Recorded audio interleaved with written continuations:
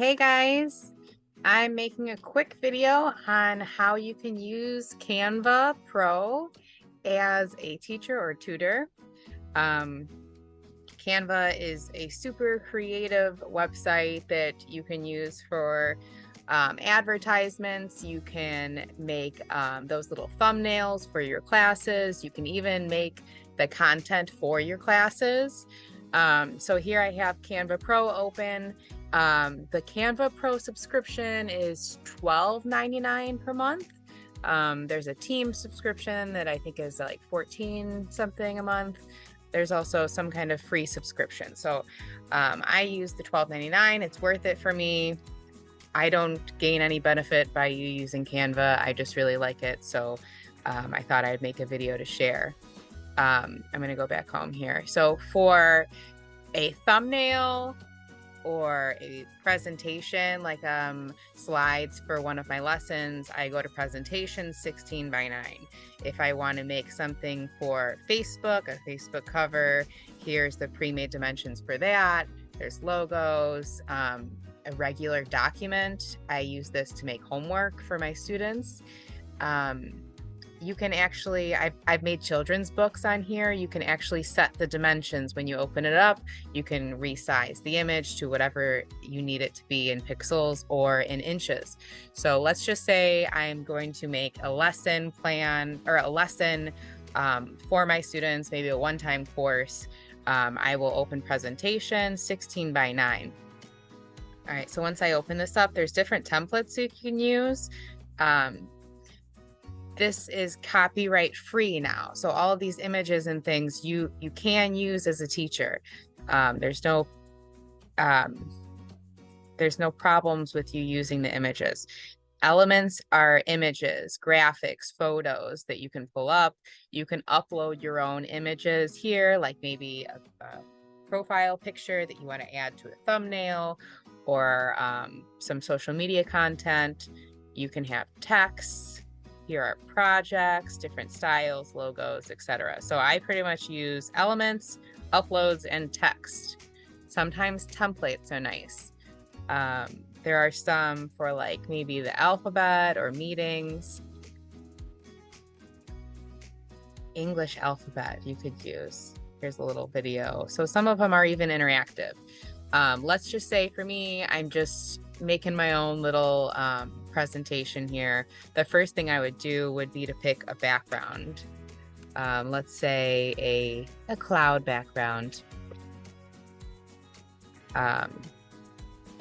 And I don't know, maybe for a graphic, I like this one.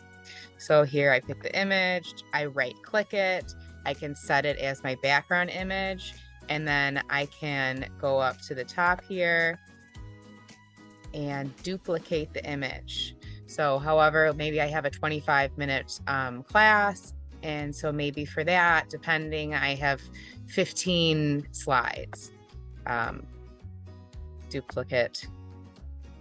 There we go, like that. So however many slides that you want, and you can go down here and it will show you your different slides. And then you can select which one you want to start with. So the first one, you maybe want to have like a welcome page when your student first pops into the classroom. So maybe I just type in welcome, and I like this little image I've used before. Welcome to class. Okay. Welcome. Maybe that's just your page, welcome page. Maybe your next slide is a warm-up activity. You can go into the elements and type, how about a maze? And here we have, that one looks pretty hard. That one looks really hard. We'll do this one. You can do a maze. Let's say we are bringing the superhero student.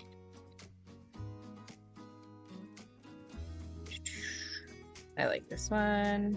Little superhero is going to find their way to school. I'm just doing this really quick. Can you help them? Okay.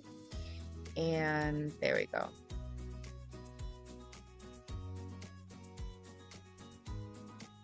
Awesome. Okay, so then you can go on to the content of your class. When you're making a class, as you know, you probably want to have like a warm-up activity.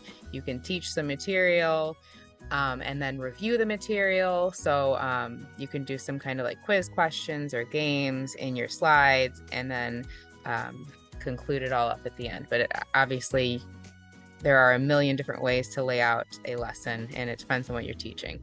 But there's a lot of cool content on here. Let's see. If you have an image that you want to upload, let's see, here's a photo of myself, and maybe I want to, there's two things I can do with this. So I'm going to duplicate it. Here's my photo. I can hit edit image. First, the photo is selected, then I hit edit image, and then I can delete the background. And this is with Canva Pro. The free Canva doesn't have the background deletion. I know that. And it takes a minute, as it should. Okay, so then the background is deleted, and then I can put this image on anything that I want. I could put myself in a whole new background if I wanted to. Another thing that you can do with photos is pick a frame that you can pop your picture into. Let's say the little green flower design. So I'll click on that, and then I can add my picture into this little frame and maybe put it up in the right corner of something for YouTube or your lessons or thumbnails or whatever. Let's see, texts. If I want to add some text, there's some different things that you can do with that. I'll just say hello, and then you can go to effects. You can curve. You can give it like a border, splice, shadow. There's all these obviously different fonts that you can use. There you go. And that is how you do it. I think once you get that, then you can just come in and play, and depending on what you're teaching, make things really fun and cool. Let's see. So then when you go to download, share, download, and it gives you some options on the format of what you have created. So you can do a PDF. For Koala Go, I know it's PDF or JPG are probably the best ones. I believe that's what I usually use. You can't do an MP4 right now, but those work really well. A PDF or a JPG work best for most things. Let's see. Yeah, it just depends what you're using it for. So anyways, I hope this little snippet of a video helps you. I really love Canva, and I think it's great if you're an independent teacher. This helps us not use copyright material and just kind of be authentic in your teaching and what you're teaching. If you're teaching things that are outside of your regular curriculum, maybe some one-time courses or holiday seasonal stuff, this is the way to go. So enjoy. Happy teaching. Bye-bye.